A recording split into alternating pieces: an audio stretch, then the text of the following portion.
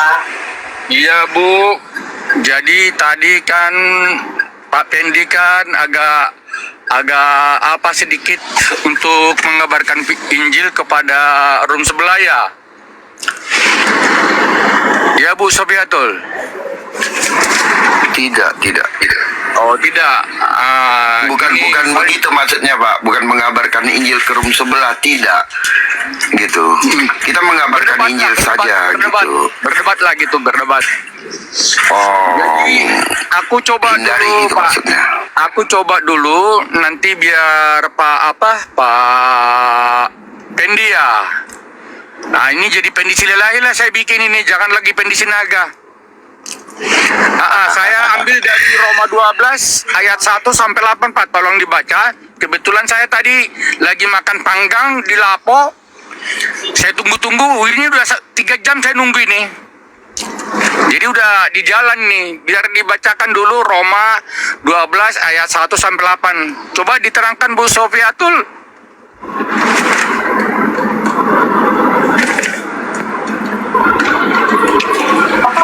Bacakan aja, saya sambil masih ngerjain yang lain nih. Bacakan aja Pak.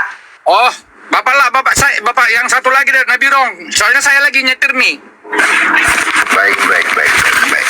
Agak kencang, Saya bacakan ya. kencang, kalau bisa pakai toa. Oke, saya bacakan ya. Roma Ya, 12 dari ayat topnya, 1 Pak, sampai dari topnya. ayat 1 sampai 8. Persembahan Ya, yang dari benar. topnya, Pak. Ya, persembahan yang benar. Betul. Karena itu saudara-saudara, demi kemurahan Allah, aku menasihatkan kamu supaya kamu mempersembahkan tubuhmu sebagai persembahan yang hidup, yang kudus dan yang berkenan kepada Allah. Itu adalah ibadahmu yang sejati. Janganlah kamu menjadi serupa dengan dunia ini, tetapi berubahlah oleh pembaruan budimu, sehingga kamu dapat membedakan manakah kehendak Allah, mana yang baik, yang berkenan kepada Allah, dan yang sempurna.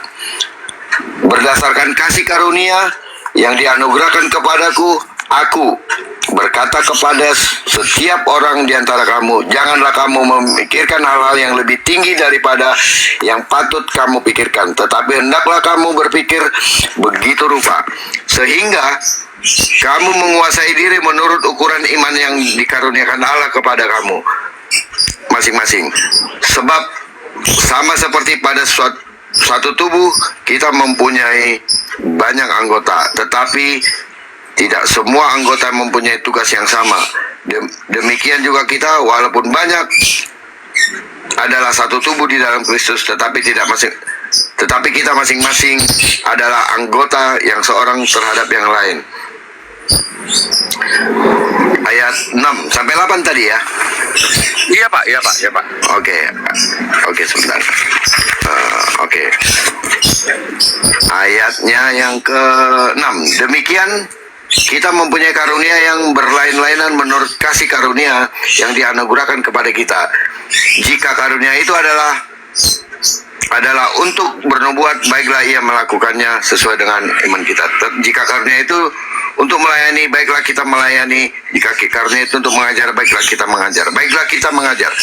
Jika karunia untuk menasihati, baiklah kita menasihati. Siapa yang membagi-bagikan sesuatu, hendaklah ia melakukannya dengan hati yang ikhlas. Siapa yang memberi pimpinan, hendaklah ia melakukan dengan rajin. Siapa yang menunjukkan kemurahan, hendaklah ia melakukan dengan sukacita. Amin. Itu Pak, satu perikop. Iya Pak. Jadi memang kita untuk menerapkan ini di Indonesia ini kan kita sangat berat Pak ya. Halo Pak. Iya Pak, silakan dijelaskan. Untuk menerapkan ini, untuk sebenarnya kita harus jadi buah bagi orang lain kan gitu Pak ya.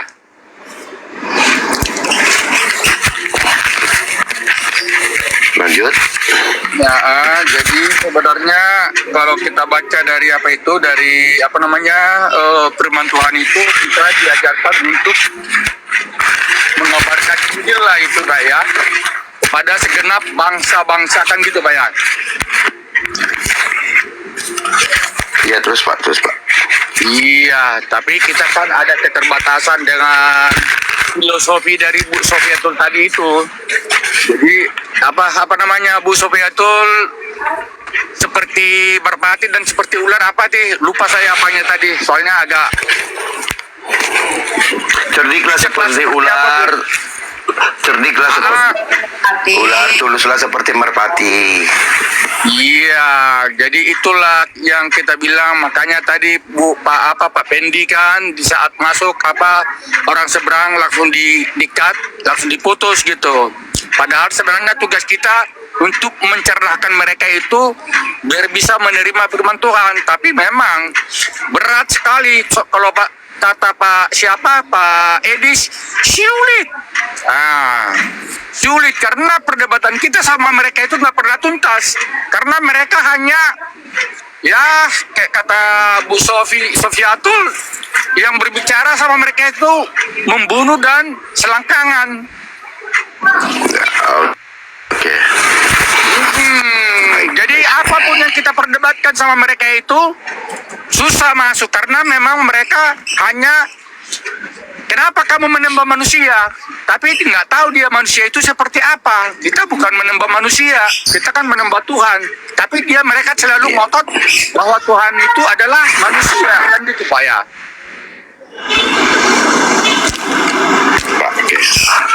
Iya, makanya Pak kata si Pendi tadi, Pendi Silalahi itu nggak pernah bisa ketemu malam dan siang. Jadi gitu aja Pak. Jadi biar coba dicerahkan dulu bagaimana ya apologet Kristen itu kalaupun yang live, tapi bagaimana biar jangan masuk perangkap, tapi bisa dijawab dengan bagus apa pertanyaan daripada teman kita dari seberang. Oke. Siap. Itu aja Pak. Baik Pak, baik. Gitu ya. Ini lagi di jalan Pak Silalahi. Gimana Pak? Lagi di jalan Bapak. Pak, habis makan tadi makan apa? Makan panggang 2 porsi. Sang. Iya, hati. Biasanya kalau lagi di jalan tuh habis makan biasanya ngantuk Pak. Hati-hati di jalan Pak ya. Iya Pak. Oke. Siap. Terima kasih Tuhan berkati Pak Silalahi. Iya, salam. Sehat. Salam.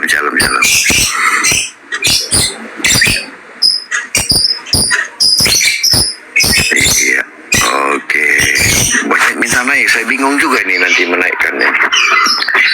Sabar ya teman-teman ya, sebentar.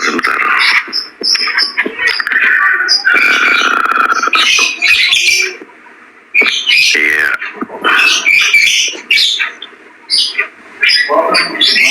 Bang Nabirong, tadi Ya Pak Iman. biasanya tadi Bang Pendi menaikin orang, dia tanya agamanya. Kalau agamanya tetangga kita langsung diturunin. Itu tadi nggak tahu kalau sistemnya Bang Nabirong kalau beda ya terserah. Enggak. Kan kita tahu Pak, yang kita naikkan siapa Pak. Iya, Kalau Bang Pendi juga tahu itu, Bang Pendi juga tahu kecuali kejebak. Bang Pendi juga lihat, ini dinaikkan dulu gitu, baru ditanya, habis itu turunkan.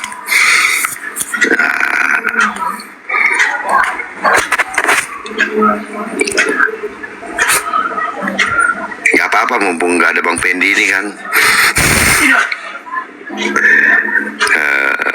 Oke.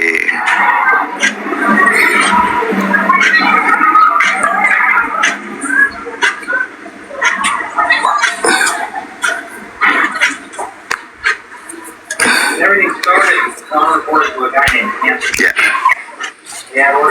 Selamat siang, Bu Lisma. Selamat siang, Pak. Iya, selamat siang. Shalom. Ya, halo, saya Kristen. Iya, silakan Bu Lisma. Ini membahas apa ya, Pak ya? Ini bisa bertanya atau gimana, Pak? Boleh Bu. Kalau Ibu mau menanyakan sesuatu, boleh tanyakan. Ada Bu Sofri, ada Pak Iman, ada saya. Oke. Oh ya, terima kasih ya udah menaikkan saya. Tapi ini saya mau bertanya sama Ibu Al-Hayat ya, Sofiatul. Maaf ini mungkin bertanyanya karena ibu kan dari seberang dari sananya, tapi saya mau bertanya, bolehkah saya bertanya tentang yang sebelumnya? Karena kan kalau yang saya kan kemarin pernah dengar Pak Dondit kan ya bilang kitabnya orang sebelah sana itu ada Injil, Jabur, Injil gitu ya Pak ya. Nah, yang saya mau tanyakan, kebetulan kan ibu dari sana gitu, dan Pak Donditan bilang ada Injil, ada Jabur gitu. Kira-kira Injilnya yang dimaksud Bapak itu sama atau beda Pak? Beda Bu, seperti itu. Jelas beda toh Bu. Yang di dalam Quran itu kitab, bentuknya waktu Isa masih bayi berusia, waktu lahir udah dikasih kitab namanya Injil, katanya begitu. Beda sekali. Tapi maksud saya Injilnya itu ada atau emang nggak ada gitu? Enggak ada, mana ada kitab Injil dikasih waktu bayi Bu? Mana ada anak bayi dikasih kitab Injil? Oh begitu ya. Bagi kita Injil itu bukan kitab. Iya.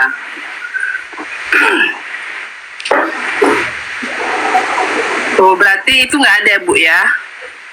Berarti dia cuma Pak Donditan itu cuman kayak mengada-ngada lah. Ada Bu, di dalam Quran ada surah 19 ayat 30, Isa waktu masih bayi baru lahir sudah bawa kitab. Dia lahir itu dengan membawa sebuah kitab, dikasih buku. Nah itu justru bukunya ini yang kita pertanyakan, di mana bukunya ini? Karena bagi kita orang Kristen kan Injil itu bukan sebuah buku. Injil itu kan pribadi Yesus sendiri, kabar baik. Kabar baik tentang kedatangan Mesias atau kabar baik tentang kedatangan Al-Masih, itu arti kata Injil. Bukan sebuah buku, bukan sebuah kitab, bukan pewahyuan. Injil itu adalah nubuatan mengenai kabar baik kedatangan Mesias yang akan menebus dosa kita. Injil itu ya pribadi Yesus sendiri. Dialah sang Injil itu. Makanya Matius, Markus, Lukas, Yohanes itu oleh gereja mula-mula disebut kitab memoir atau kitab ingat-ingatan para rasul tentang kehidupan sang Injil. Ya, Injil menurut Matius ada kabar baik menurut Matius, yaitu kabar baik tentang apa? Tentang Yesus. Yesus itulah sang Injil itu, bukan buku. Makanya kalau ada tanya sama Muslim arti kata Injil, gak ada satupun Muslim yang tahu arti kata Injil. Anda tanya Muslim, Injil adalah kitab yang diberikan kepada Nabi Isa. Itu menurut mereka. Ya, jadi arti kata Injil itu tidak ada satupun seorang Muslim pun yang tahu. Baru-baru ini saja mereka menjawab itu. Kenapa? Karena perdebatan kita ini kita kasih tahu sama Muslim, Injil itu bukan sebuah buku, bukan kitab. Apalagi seperti yang diklaim di dalam Quran bahwa Isa waktu bayi lahir sudah bawa kitab.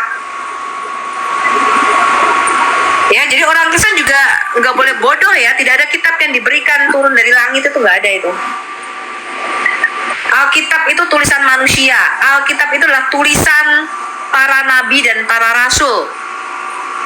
Karena ada banyak orang Kristen, dan itu teman saya sendiri, yang lahir dari Kristen, dari keluarga sampai sekarang masih Kristen.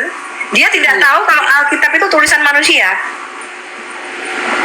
Ya, dia berpikir bahwa Alkitab ini turun dari langit. Alkitab itu Anda baca Efesus 2 ayat 19 sampai dengan 20. Ya, Anda baca itu di mana itu yang semua tulisan yang diilhamkan oleh Allah itu. Iya. Alkitab itu apa? Alkitab itu adalah perpustakaan mini, kumpulan dari banyak buku. Alkitab itu perpustakaan kecil atau mini library. Kumpulan buku-buku apa? Kumpulan tulisan para nabi dan para rasul. Makanya di Perjanjian Lama itu ada namanya kitab Yeremia. Itu artinya tulisan Nabi Yeremia. Kitab Hosea tulisannya Nabi Hosea. Kitab Maleaki itu tulisannya Nabi Maleaki, bukan kitab yang turun dari langit gedebuk jatuh, bukan. Apalagi ada buku yang dibaca didiktekan sama Jibril, tuh nggak ada konsep begitu di dalam kita.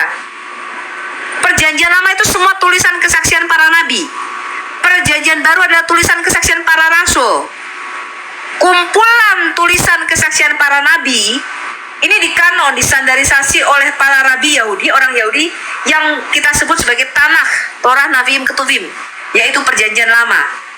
Kumpulan tulisan kesaksian para rasul dikanon oleh gereja mula-mula yang kita sebut sebagai Brit Hadasah atau Perjanjian Baru. Jadi jangan lagi ada orang Kristen berpikir ini ada kitab didirikan sama Jibril ya.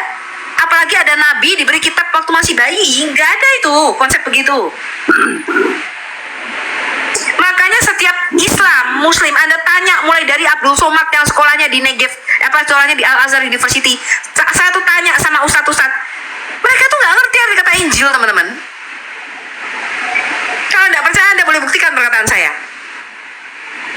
Hanya tahun-tahun inilah ketika lewat perdebatan kita dengan Muslim dan diskusi, kita baru kasih tahu sama mereka. Injil itu artinya dari kata euangelion, dari kata wangil. Itu adalah Arabisasi dari kata euangelion, bahasa Yunani, artinya kabar baik, good news, besorah. Mereka nggak ngerti. Anda tanya sama Muslim dulu, arti nama Isa Al-Masih aja nggak ada yang tahu kok. Al-Masih artinya adalah tukang sapu. Loh, kalau Anda nggak percaya, Anda tanya sama Muslim. Tukang sapu, pengelap, pengepel, penggosok berkaki datar. Itu dalam tafsir mereka. Injil menurut Islam adalah kitab yang diberikan kepada Isa. Anda nggak percaya, saya bukakan ini tulisannya.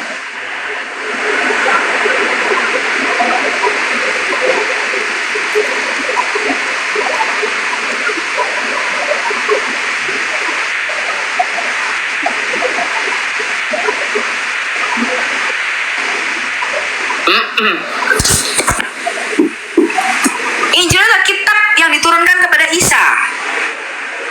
Coba Bang Nabilong, bisa nggak di layar saya dibesarkan?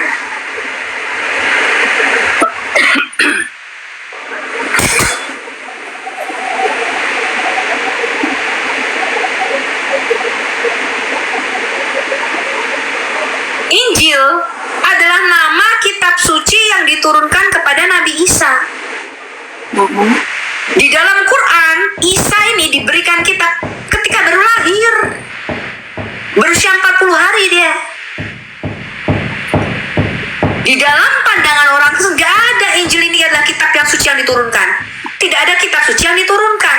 Injil itu adalah tulisan kesaksian para rasul tentang kehidupan Yesus Kristus. Oleh gereja mula-mula, Matius, Markus, Lukas, Yohanes, kitab Matius, Markus, Lukas, Yohanes itu disebut kitab memoir para rasul, yaitu kitab ingat-ingatan para rasul tentang kehidupan Sang Injil. Makanya dikatakan Injil menurut Rasul Matius, Injil menurut Rasul Markus, Injil menurut Rasul Yohanes. Markus, Yohanes, Mark yang menulis Injil Markus itu adalah juru tulisnya Rasul Petrus. Injil Markus juga disebut dengan Injil Rasul Petrus. Itu kitab memoir.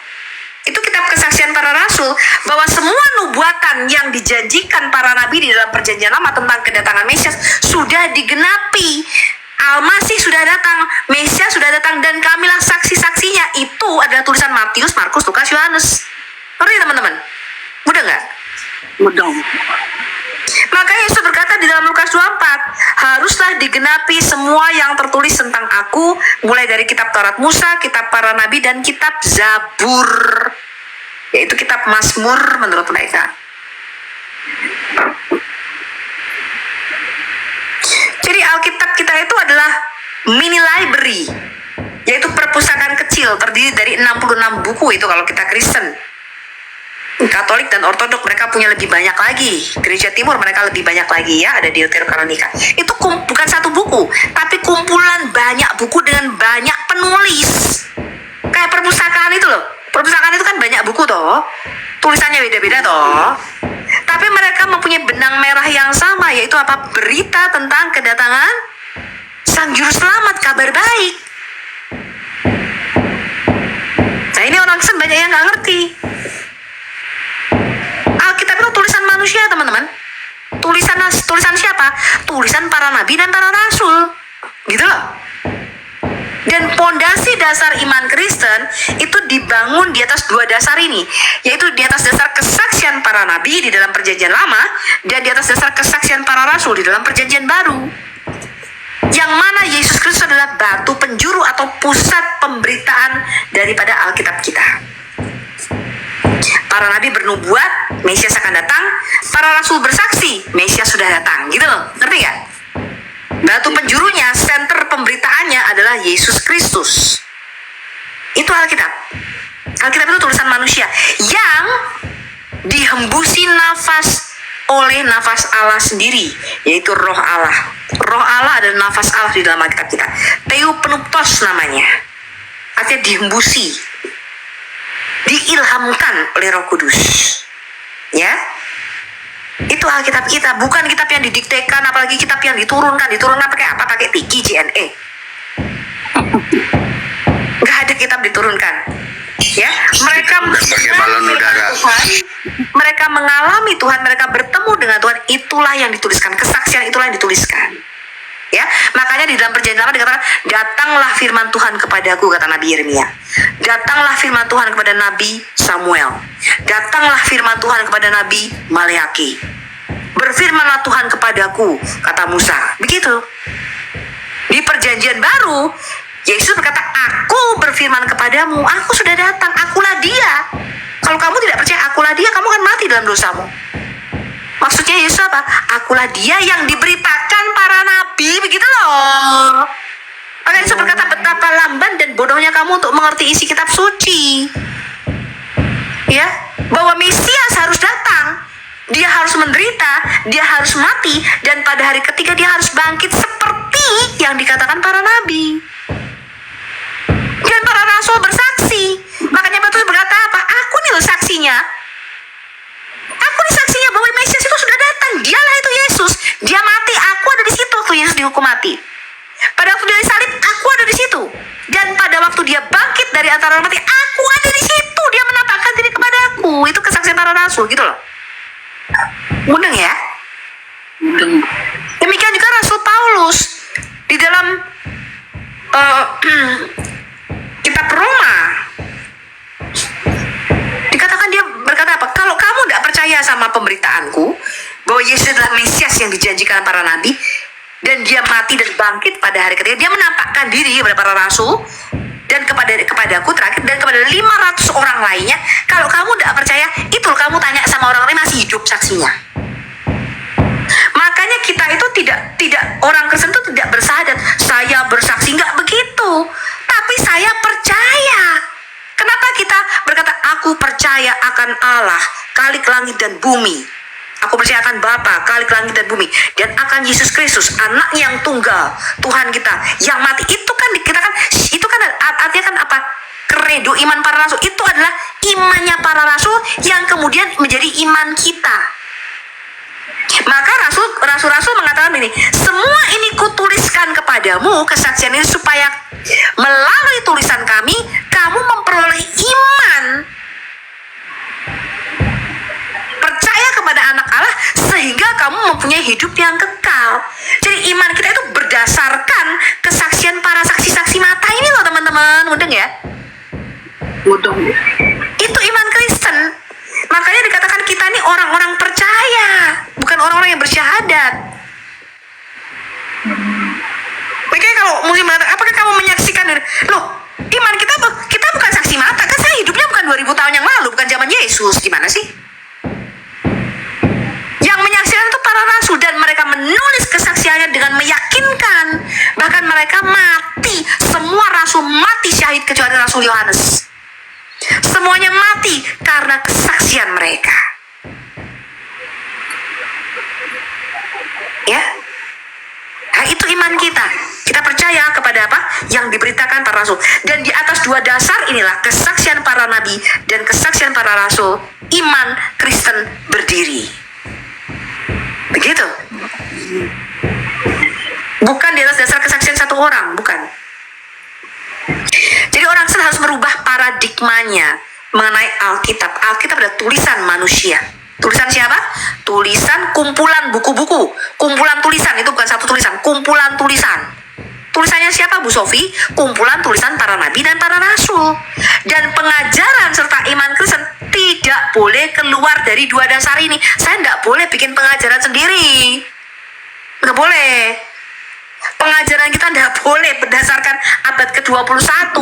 Pengajaran kita harus didasarkan pada kesaksian para nabi di dalam perjanjian lama dan tulisan para rasul di dalam perjanjian baru. Itulah yang sudah disepakati dan dikanon oleh gereja mula-mula yang mereka mempunyai mata rantai kepada rasul-rasul. Nggak boleh keluar, nggak boleh bikin pengajaran. Nggak ada itu namanya Kristen progresis, nggak boleh. Ya, nggak ada nanti bikin pengajaran aneh-aneh sendiri. Nggak boleh. Ditambahi sendiri nggak boleh. Firman Tuhan sudah tertutup di kanon. Nggak boleh ditambah-tambah, Ibu. Makanya kalau sesuatu yang tidak tertulis itu, saya nggak bisa ngomong. Saya akan katakan memang tidak tertulis. Apakah Yesus sekolah, Bu Sofi misalnya? Saya bilang nggak tertulis di situ. Dikatakan dia tinggal dibesarkan di Nazaret oleh orang tuanya. Sesuatu yang tidak tertulis jangan kamu tambahi, begitu loh teman-teman. Contoh, itu saya katakan sebagai contoh, ya. Kalau kamu percaya syukur, nggak percaya ya sudah gitu. Nanti ada lagi mengenai yang tanya. Ada lagi yang nanya begini, pada waktu Abraham dan Sarah menikah, Bu Sofi, itu yang memberkati siapa? Loh, ada orang nanya begitu. Ada yang tanya nama istrinya Kain siapa? Lah kan botol, betul? Kenapa kamu nanti ada yang tanya waktu Yesus dulu tuh kira-kira Yesus potong rambutnya di salon mana ya Bu Sofi? Ya, nggak itu bukan sesuatu esensial di dalam iman kita. Kita bukan bicara mengenai Yesus potong rambut atau tidak potong rambut. Ya, salonnya di mana Bu? Cukur rambutnya model apa? Nggak begitu. Alkitab itu bicara mengenai sesuatu yang rohani. Ya, begitu juga dengan di dalam silsilah misalnya Kejadian 5 dikatakan anak-anak Adam dan Hawa itu banyak, mereka hidupnya 930 tahun. Yang laki-laki ya Hawa kita nggak tahu usia berapa, tetapi mereka memperanakan banyak anak. Itu kan anaknya nggak ditulis tuh, kira-kira manusia tuh udah 1 juta lebih. Yang Musa tulis tuh hanya yang jalur yang penting-penting. Ya, oh ini sisa sampai ke Nuh, dari Nuh sampai ke Abraham. Itu anaknya banyak, jumlah manusia itu tuh sudah kurang lebih sekitar 1 juta orang. Tapi tidak semuanya 1 juta orang tuh namanya didata satu-satu sama Musa di situ, enggak. Yang dihembusi Roh Kudus aja, yang diilhamkan oleh Roh Kudus untuk menulis jalur kemesiasan ini loh. Karena pemberitaan para rasul itu titik pokoknya adalah tentang Mesias, bukan tentang rambutnya Yesus gondrong apa enggak, Yesus potong rambut di mana, salonnya di mana, bukan tentang itu. Yesus sekolah apa enggak, bukan tentang itu. Tapi tentang Mesias, tentang janji keselamatan itu, yaitu kabar baik. Nah kalau ada kabar baik berarti ada kabar buruk, betul?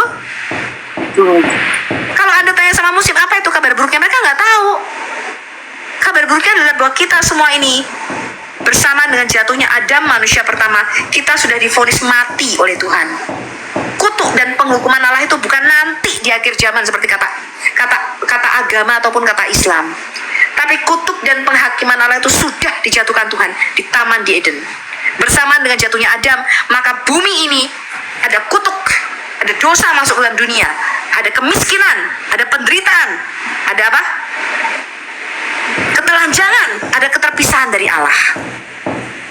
Bukan nanti, sudah. Dan itulah yang ditebus oleh Yesus, yaitu apa? Akar segala dosa yang kita sebut sebagai dosa asal. Apa itu dosa asal? The curse and condemnation, yaitu kutuk dan penghukuman Allah akan dunia ini. Itulah kabar buruk, bahwa kita semua harus mati, dan setelah mati kita harus masuk neraka, karena semua manusia telah berbuat dosa dan telah kehilangan kemuliaan Allah. Dan Alkitab berkata upah dosa ialah kematian kekal. Itulah yang ditebus Yesus bagi kita. Nah, ini mesti ngerti nih konsepnya. Kalau Anda tanya sama muslim, apa itu kabar buruknya? Nggak tahu. Nggak tahu mereka. Kenapa manusia harus mati? Muslim akan semua yang bernapas ya harus mati, Bu Sophie. Itu jawabannya. Karena mereka tidak tahu mengenai the grand design atau rencana Allah ketika menciptakan manusia. Kalau Anda tanya sama muslim, apa tujuan Allah menciptakan manusia, menciptakan Adam, menciptakan kamu dan saya? What is the purpose of God? Mereka akan mengatakan, tidaklah aku menjadikan manusia dan jin kecuali untuk menyembahku. Betul? Betul. Maka kalau kamu tanya tujuan hidup muslim, semua muslim kamu boleh tanya nih, mulai dari yang sekolahnya Abdul Somad yang di Al-Azhar University sampai Ustadz Jaga Suma yang sekolah di Negev Irak, kamu tanya semua ustadz-ustadzmu, tujuan hidup mereka cuma satu, mentaati Allah dan Rasulnya, supaya mereka mendapatkan amal berbuat pahala sebanyak-banyak, supaya nanti bisa melewati jembatan Siratul Mustaqim masuk ke jannah. That's the purpose of their life. Itu tujuan hidup mereka. Tapi Alkitab mengatakan sesuatu yang berbeda. Itu bukan tujuan Allah menciptakan manusia di dalam Alkitab kita. Nah, kalau saya mau bicara itu, Anda mesti siap-siap dengerin saya 5-7 jam.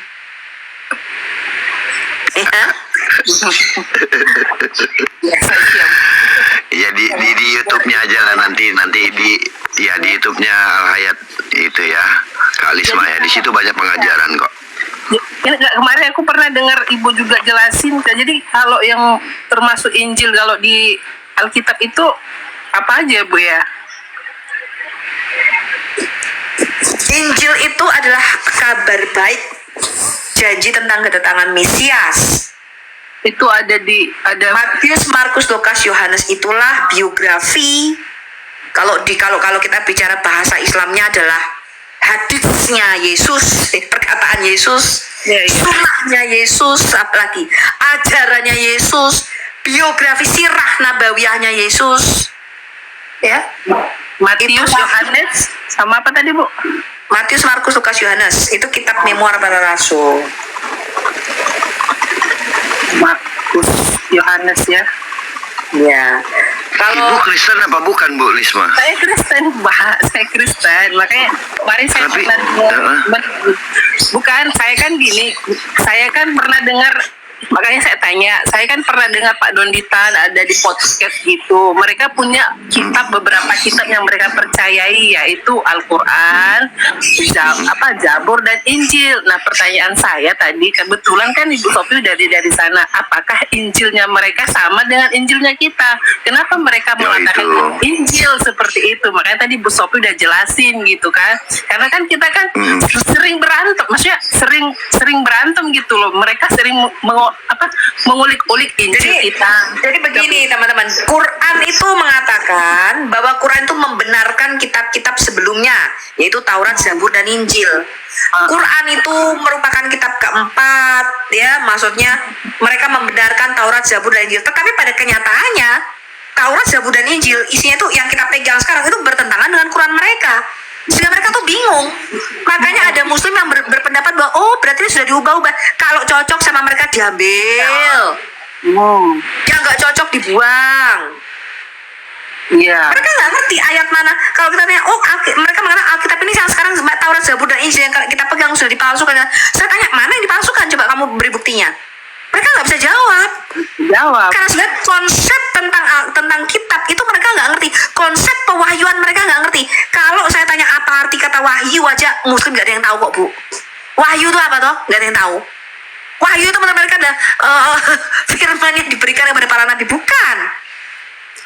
Wahyu, apokalipsis itu artinya adalah reveal. Artinya adalah penyingkapan. Itu arti kata wahyu. Wahyu itu artinya to reveal, disingkapkan. Sesuatu yang tadinya tertutup, misteri, dibuka. Udah ya? Itu arti kata wahyu. Makanya kitab terakhir kita namanya Revelation atau kitab wahyu, artinya kitab yang dibuka. Sesuatu yang tadinya misteri tersembunyi dibuka. Salah satu nama gelar Allah kita di dalam Alkitab adalah El Olam. El Olam itu artinya dia yang tersembunyi di dalam kekekalan, atau dia yang hidup kekal. Artinya he that hidden, dia yang menyembunyikan diri.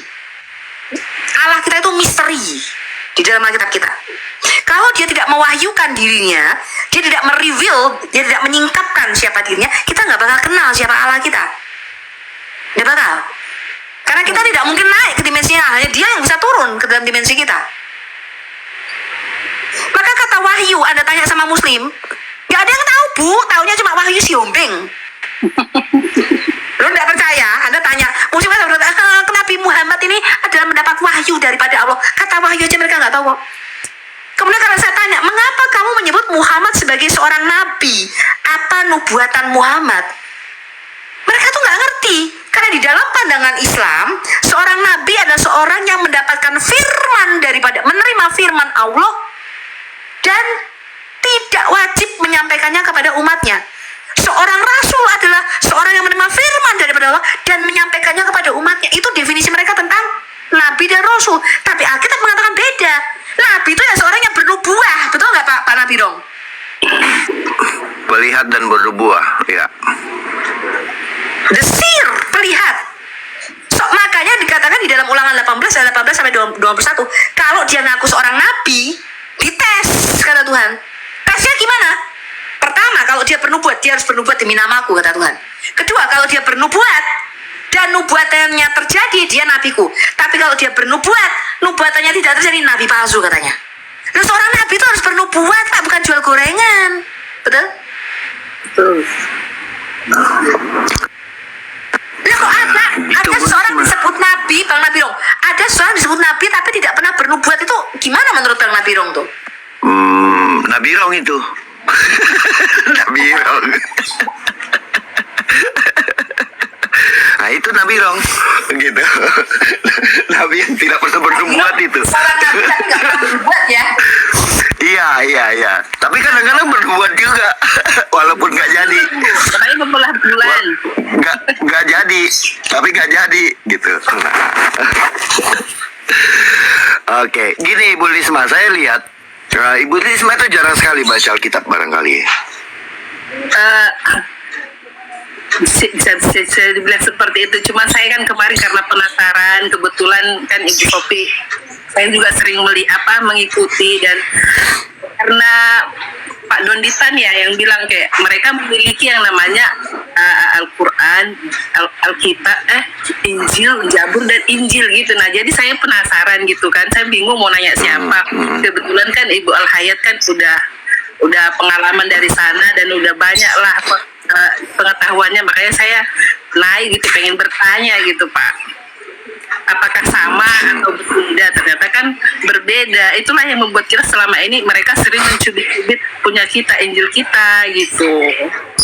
Ya, oke. Banyak sebenarnya pemahaman mereka tentang apa itu Injil itu juga nggak ngerti, seperti yang Ibu Sophie bilang. Jadi mereka itu tidak mengerti apa sih itu Injil gitu. Gitu. Nah kadang-kadang mereka bilang begini, kitabmu itu bukan Injil tapi Biblos. Nah ini mereka nggak ngerti apa itu Injil, apa itu Alkitab atau Biblos. Nah itu mereka nggak tahu. Nah jadi biarkanlah ketidaktahuan mereka itu menenggelamkan mereka sendiri gitu. Ya, makanya kalau mereka bilang gitu, oh kitabmu bukan Injil tapi Biblos, aduh ketawa saya ngeliatnya. Dia nggak ngerti mana itu Injil, mana itu kitab gitu atau buku gitu. Dia nggak ngerti. Mereka sejarah aja nggak ngerti kok. Musa sama Daud lebih dulu mana? Daud, iya. Ditanya begitu ngawur mereka. Ya karena perdebatan inilah usia yang pintar mereka belajar. Tapi dulu awal-awal saya, nggak ada yang tahu Bu. Bahkan mereka mengatakan Salomo itu membangun Baitul Maqdis pada zaman Musa. Musa sama Salomo itu lebih dulu Salomo menurut Islam. Mereka berkata bahwa Adam itu berbahasa Arab. Ya, semua klaim ini ya, diklaim semua pokoknya. Iya, semua diklaim. Nah itu Bu, jadi Ibu Risma gini, lebih baiklah Ibu di Koma Kristen banyak belajar di pengajaran daripada Ibu dengarkan seperti itu tuh. Mereka nggak tahu apa-apa, mereka nggak punya dasar, mereka nggak punya kompetensi untuk mengajarkan itu, tetapi mereka mengajar. Kalau kita, untungnya kita orang Kristen nggak mau ribet ya, nggak mau geradang geruduk, nggak mau tuntut. Itu kalau untuk kepidananya udah masuk semua itu Bu, karena mereka siapa yang tanpa hak itu jelas itu undang-undangnya tanpa hak gitu, apalagi menyiarkan pun itu sudah jelas masuk undang-undangnya. Cuman kita orang Kristen nggak mau ribet, nggak mau ini. Kalau kita mau gulung semua bisa digulung itu semua, karena mereka menyiarkan tanpa hak dan mereka menafsirkan agama orang lain tanpa hak. Itu bisa masuk itu semua, deliknya masuk semua itu. Cuman kita nggak mau ribet, biarkan saja mereka keluar, karena itu yang nanti akan membuat orang lain sadar gitu. Kita tahu Tuhan bisa gunakan itu untuk membalikkan hati orang gitu, supaya orang lain bisa mengerti, oh ternyata begini, ngawur nih ajaran saya gitu. Jadi nggak usah takut Bu. Jadi tapi Ibu saya sarankan sih banyak belajar aja Bu Lisma. Karena saya lihat dari tadi Ibu juga kayaknya kurang mengerti apa itu Alkitab, apa itu Injil gitu. Jadi itulah Bu, banyak berdoa dan banyak belajar karena hari-hari ini semakin jahat, banyak orang penyesat akan datang. Kalau salah-salah Ibu nanti akan disesatkan. Apalagi masuk ke rumah mereka, jangan.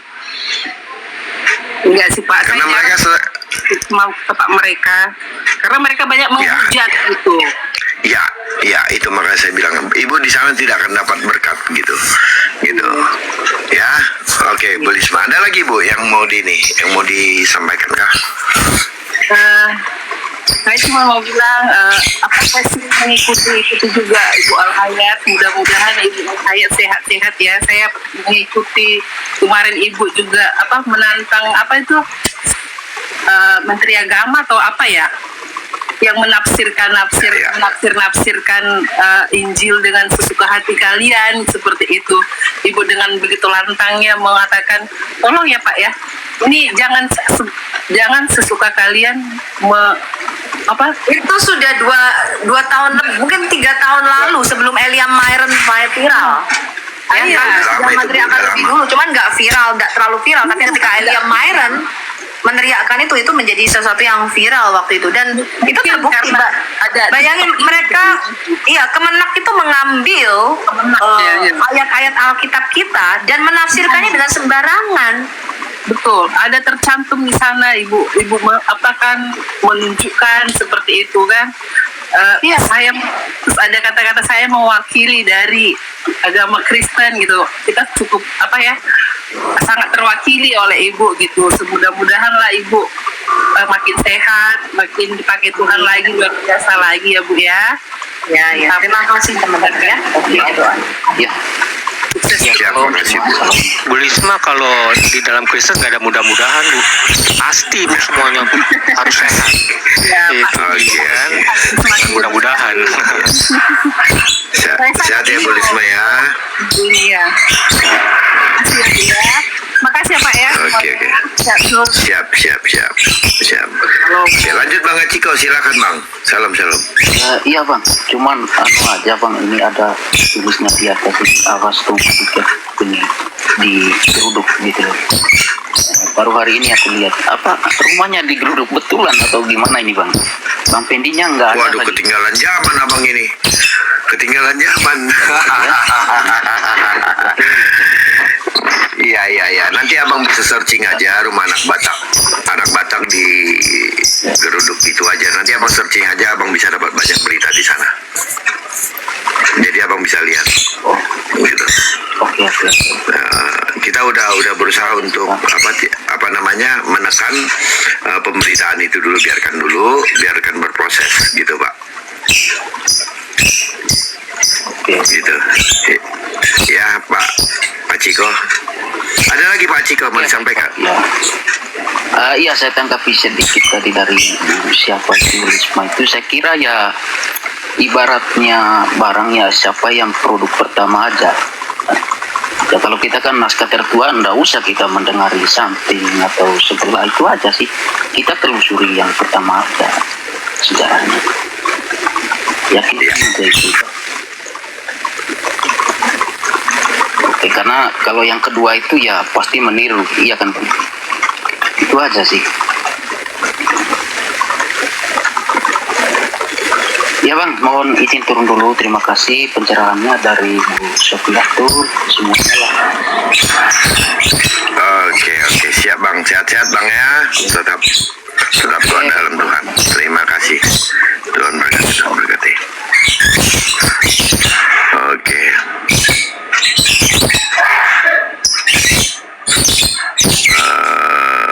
Bu Marcelin, selamat siang. Shalom.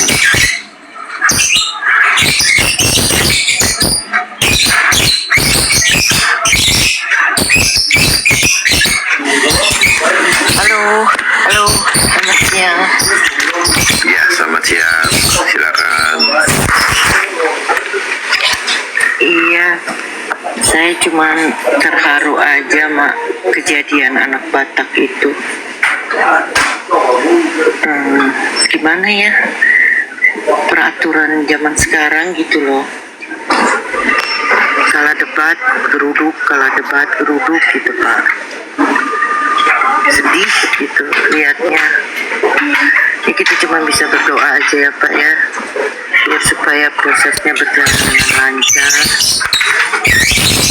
Bisa apalagi apalagi bisa aman, damai, biar supaya kita bisa mewartakan kebenaran dengan baik gitu Pak. Itu aja Pak. Terima kasih Pak. Amin Bu Marcelina. Sedikit ya, makanya Bu sekarang kita berusaha untuk menghindar perdebatan sekarang karena suasana sekarang lagi panas ya, viral dan di mana-mana orang membicarakan tentang itu. Kita hanya memberitakan Injil dan kebenaran. Makanya kalau ada orang yang naik, kita tanyakan apa agamanya gitu. Nah kalau misalnya dari tetangga kita, sahabat kita langsung turunin, soalnya kita berusaha untuk menghindar dari perdebatan yang kuno gitu. Soalnya pertanyaan mereka tuh itu aja, nggak ada berkembangnya gitu loh Bu. Terima kasih Bu. Iya betul Pak. Terima kasih Pak. Shalom. Shalom, Tuhan Yesus berkati. Shalom Bu.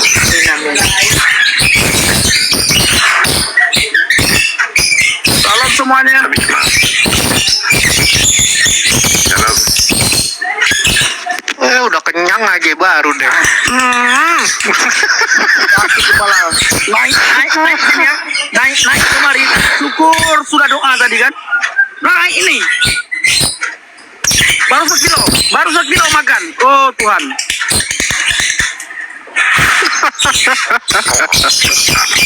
Udahlah aku diam aja lah udah. Kalau kayak udah kayak gini. No comment ya. No comment. No komen lah Pak Iman. Udahlah. Iya, udah Bang Fendi menang dah udah. Kita mah hanya ngiler aja dah.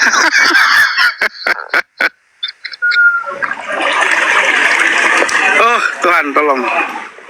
Sekarang tinggal cari batu aja Bang Fendi. Ya. Kita cari batu aki ini. Di Mentawai Bang. Di Mentawai saudaraku. Bang Eno lagi di Mentawai ini.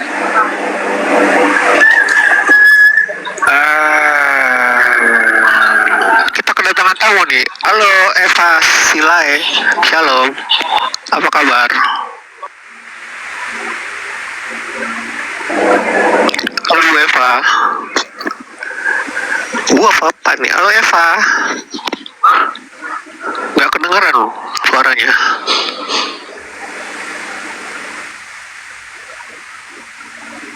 Halo Eva. Shalom Eva. Selamat siang. Shalom Kak Eva Silaen.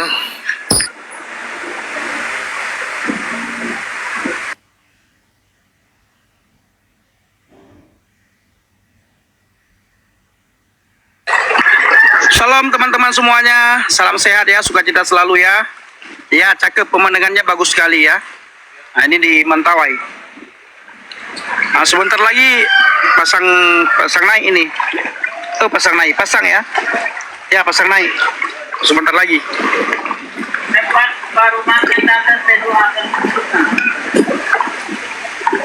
Ini mungkin sebentar lagi kita tutup ya. Ini sudah habis itunya apa namanya? Baterai Bang Nabi dong. Oh tadi kepencet. Kak Eva kepencet. Mau naik lagi Kak Eva. Kak Eva kalau mau naik lagi nggak apa-apa. Iya nggak apa-apa. Itu di belakang rumah ya? Di belakang rumah ya? Iya Bang, belakang rumah. Oh, waduh enak lah. Nanti mau ke tempat Pak Ian lah. Nanti ke Mentawai ke tempat Pak Ian. Harus potong juga nih. Oh harus ada saya. Enak kali lu itu. Nggak bisa. Bisa, nggak diterima. Nggak bisa. Saya sudah bilang ke Pak Ian. Nggak bisa. Enak kali pun belakang rumah. waduh. Tuh. Enak ya, Pak, belakang rumah ya kan. Langsung pantai. Mantap. Surga itu. Iya. Ini halaman, Tuhan Yesus ini yang halaman, baik. ini halaman di belakang rumahnya nih. Ini halaman belakang rumah. Iya.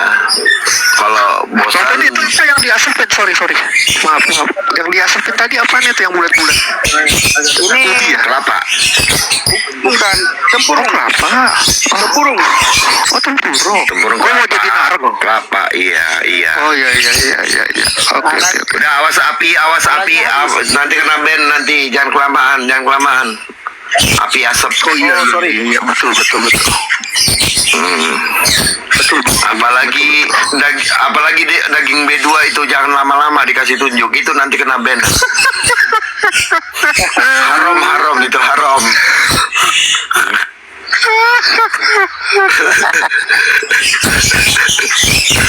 Haram itu. Aduh. Iya, Bang Fendi. Ntar Makanya- cash lagi. Makanya saya bilang begini ya, pekerjaan yang paling enak ya. Pekerjaan paling enak itu adalah melayani Tuhan. Penginjilan itu paling enak. Kita sambil pelayanan sambil jalan-jalan. Ah. Nah, makanya Coba tadi mana daging babinya ada? banyak. Wih, ada tamu. Oh, ya. Halo, selamat siang.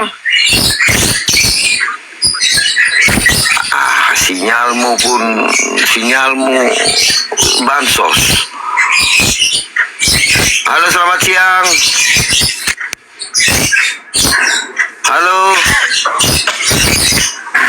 Halo, selamat siang. Wah, udah bengek dia.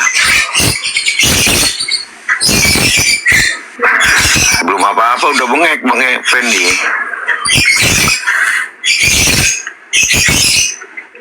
Coba lagi.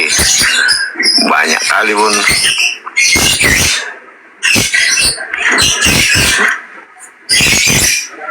Wah, enak benar di surga tuh tempatnya tuh.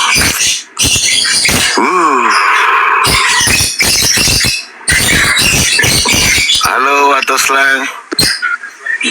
Bang, ayah Selamat lagi makan siang. sakoko ini. Lagi makan sakoko. Mana bilang yang surga itu bang tempat saya kirim kemarin. Oh iya ya. Oh iya. Nah,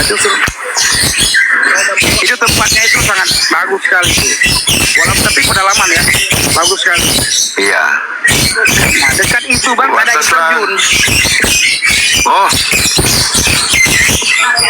Yang Dekat yang itu tempat ada air terjun. yang tempat Bapak itu ya. Dekat situ ya. Ya, ada air terjun. Nah, disitulah Ya, bayar. biasanya kalau tempat jarang orang disentuh oleh manusia tuh indah-indah gitu. Asli. Salam Kak Vero. Salam Kak Vero.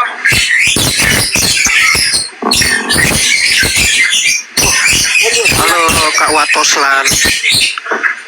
Watoslang. Watoslan, apa Halo. kabar?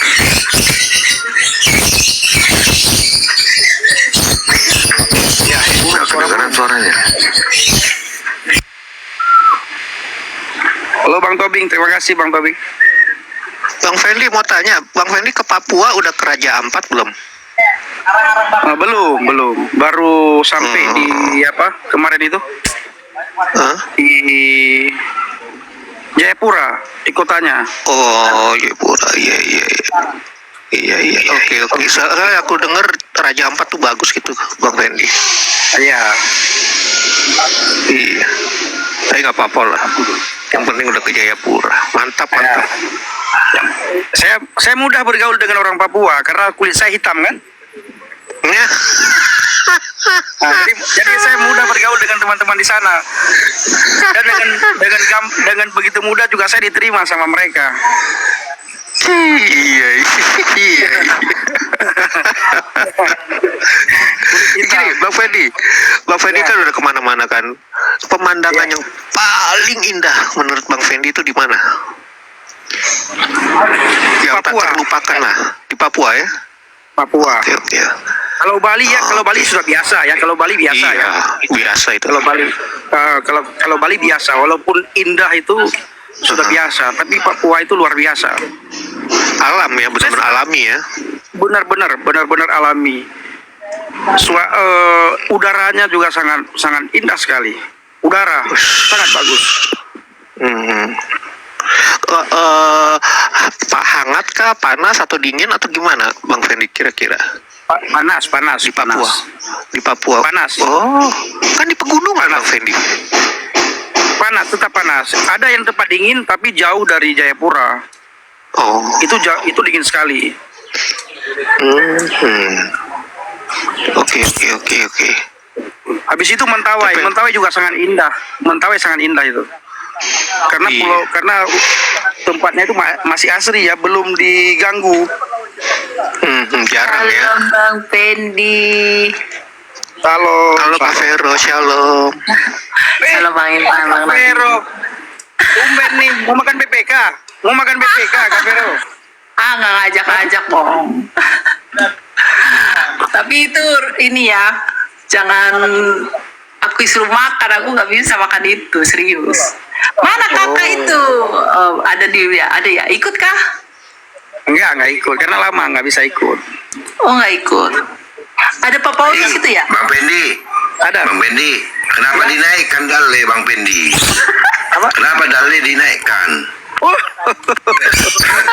Kenapa dinaikkan?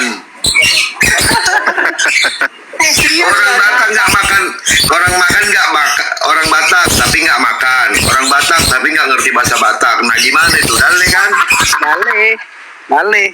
Kak Widya itu ada loh. Kak Widya ada di bawah. Jadi dia nggak mau jual-jual lagi. Berjual lagi, aku nggak bisa loh. Nggak mau jual-jual lagi. Kalau sudah jadi Kak dalih sudah Widya sekarang. main sama aku yuk. Bang Pendi kan ada di sana, kita main yuk.